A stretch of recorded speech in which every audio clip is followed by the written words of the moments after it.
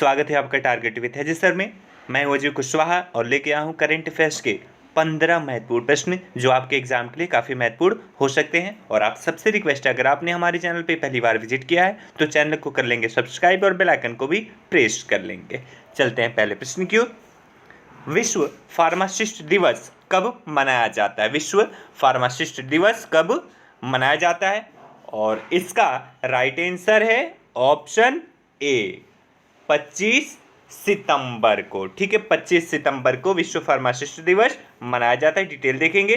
विश्व फार्मासिस्ट दिवस विश्व स्तर पर प्रतिवर्ष 25 सितंबर को मनाया जाता है। यह दिन स्वास्थ्य में एक फार्मासिस्ट की भूमिका के बारे में जागरूकता उत्पन्न करने के लिए मनाया जाता है। इस वर्ष का विषय है ट्रांसफार्मिंग ग्लोबल हेल्थ। ठीक है, और विषय आपको जरूर से याद रखना है। और मैं बार बार कहता हूं कि चीज़ों को आप लोग नोट करके लिखा करिए, रखा करिए, ताकि रिवीजन में आसानी हो।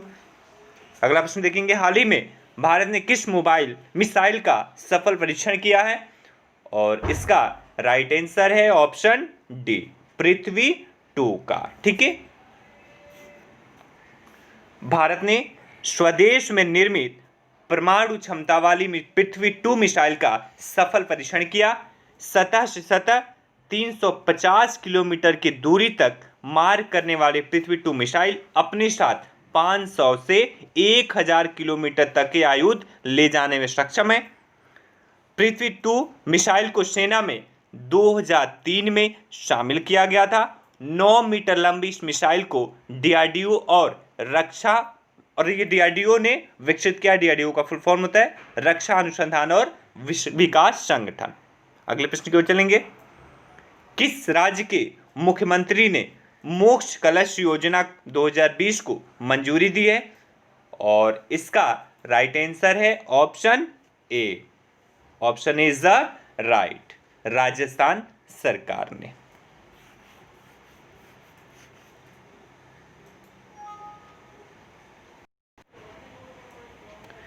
राजस्थान के मुख्यमंत्री अशोक गहलोत ने राजस्थान राज्य सड़क परिवहन निगम की मोक्ष कलश योजना 2020 नामक योजना को मंजूरी दी है।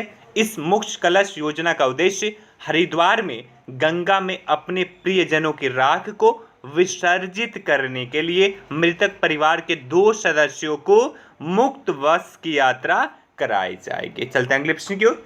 किस परमाणु वैज्ञानिक का कोविड-19 से निधन हो गया?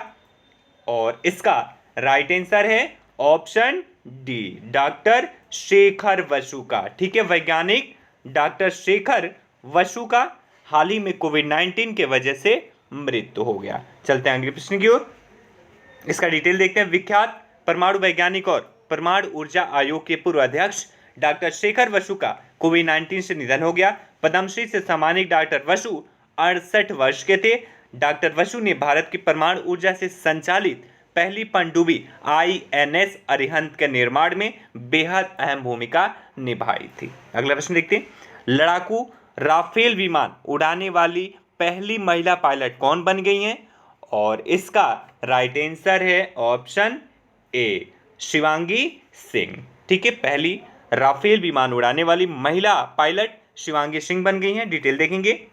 शिवांगी सिंह वाराणसी उत्तर प्रदेश की रहने वाली हैं। राफेल लड़ाकू विमान भारत ने फ्रांस देश से खरीदा है और राफेल विमान को दसाल्ट एविएशन कंपनी ने बनाया है।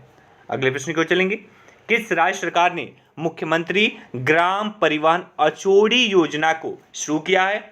और इसका राइट आंसर है option D. Option D is the right. Detail देखेंगे। इस योजना के अंतर्गत ग्रामीण कनेक्टिविटी को बेहतर बनाना और गांव में रोजगार उत्पन्न करने के लिए राज्य के सभी गांवों में लाइट मोटर व्हीकल सर्विस को शुरू किया गया है। अगला प्रश्न देखेंगे। माली देश के नए राष्ट्रपति कौन बने हैं? और इसका राइट आंसर है ऑप्शन डी, इनमें से कोई ही नहीं। डिटेल देखेंगे। माली अफ्रीका महाद्वीप में स्थित है। राजधानी बमाको है और करेंसी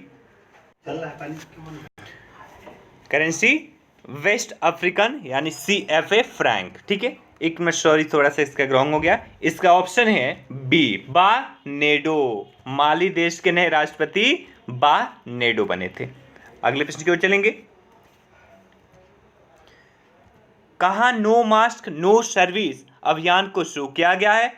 और इसका राइट आंसर है ऑप्शन बी, जोधपुर में। जोधपुर में नो मास्क नो सर्विस शुरू किया गया है। डिटेल देखेंगे। नो मास्क नो सर्विस अभियान का उद्देश्य लोगों को मास्क के जागरूक करना, मास्क के लिए जागरूक करना, कोरोना महामारी को नियंत्रण करना आदि है। चलते हैं अगले प्रश्न की ओर। अनटैक्ड यानी कि UNCTAD के रिपोर्ट के अनुसार 2020 में भारत की जीडीपी कितने प्रतिशत सिकुड़ने का अनुमान लगाया गया है? और इसका राइट आंसर है ऑप्शन बी, 5.9%। ठीक है, डिटेल देखते हैं। United nation conference on trade and development इसका फुल फॉर्म है, और संयुक्त राष्ट्र व्यापार विकास सम्मेलन इसका हिंदी है। स्थापना 30 दिसंबर 1964 को, और मुख्यालय जिनेवा स्विट्जरलैंड में है। सेक्रेटरी जनरल मुखिया कतुई हैं। अगले प्रश्न की ओर चलेंगे। क्रिकेटर डिन जोन्स का निधन हुआ, यह किस देश के रहने वाले थे? और इसका राइट आंसर है ऑप्शन सी, ऑस्ट्रेलिया के रहने वाले थे डिन जोन्स। ठीक है, क्रिकेटर थे।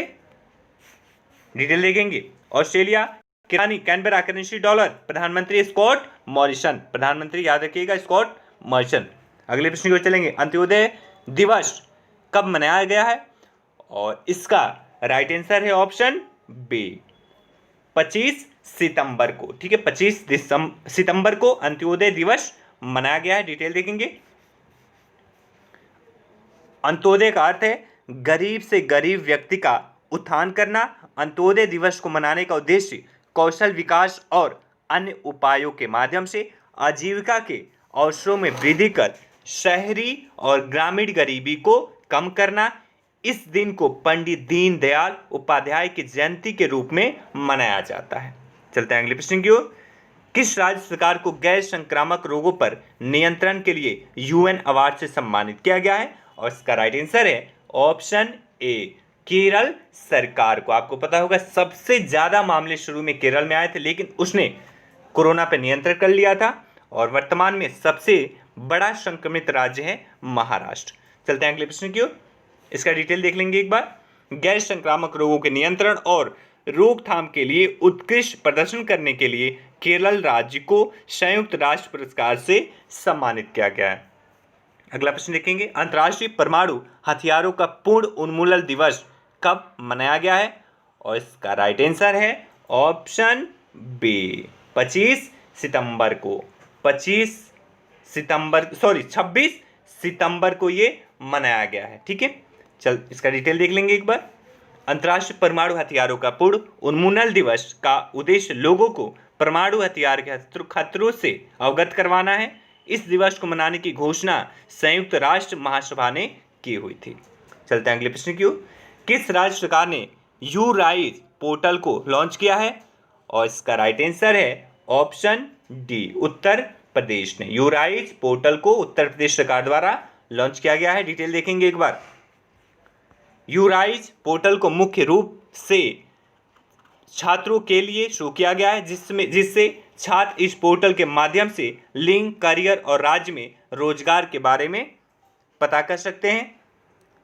कल के प्रश्न का आंसर देखेंगे। WHO के स्वतंत्र पैनल में किस भारतीय को शामिल किया गया है? और इसका राइट आंसर था ऑप्शन बी, प्रीति सूदन का। ठीक है, प्रीति सूदन को अभी WHO के स्वतंत्र पैनल में जगह मिली है। डिटेल देख लेंगे एक बार। डिटेल इसका इतना ही है, बस इतना ही आपको याद रखना है। WHO के स्वतंत्र पैनल में किसे शामिल किया गया है? तो प्रीति सूदन को। कल के लिए एक प्रश्न देखेंगे। टाइटन कंपनी ने किस बैंक के साथ मिलकर भारत की पहली संपर्क रहित पेमेंट घड़ी टाइटन पे लॉन्च की है? और इसका आंसर आपको कमेंट बॉक्स में करना, अगर आता है तो ठीक है, नहीं तो कल लेके आएंगे इसका आंसर, और साथ मिलाएंगे और 15 प्रश्न जो आपके एग्जाम के लिए काफ़ी ज़्यादा महत्वपूर्ण होंगे। और आप सबसे रिक्वेस्ट, अगर आपने चैनल को पहली बार विजिट किया है तो चैनल को कर लेंगे सब्सक्राइब और बेल आइकन को भी प्रेस कर लेंगे। Thank you so much, have a good day.